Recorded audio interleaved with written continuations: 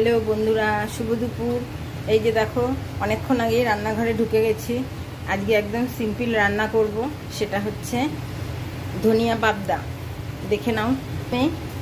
এই যে কালো জিরে, সরষের তেলের মধ্যে কালো জিরে দিয়ে আমি পাবদাগুলো একটুখানি জাস্ট স্যালো ফ্রাই করে মশলার মধ্যে দিয়েছি হচ্ছে সাদা শস্য, কালো শস্য, আর দিয়েছি একটু চাল মগজ আর কাঁচা লঙ্কা, নুন, হলুদ দিয়ে আমি মশলাটাকে এবারে দিয়ে আমি তোমাদের সামনে আসছি।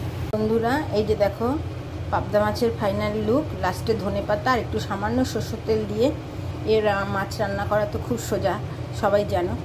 এই যে আজকের মেনু বেশি নেই বৌদি, খুব বৃষ্টি হচ্ছে, এই কারণে মাছের ঝোল আর ভাত করে রাখলাম, আর কিছু করিনি। সকালে রুটি তরকারি করেছিলাম। ঠিক আছে বন্ধুরা, শুভ দুপুর। ভালো থেকো, সুস্থ থেকো, সাবধানে থেকো এবং একে অপরের পাশে থেকো।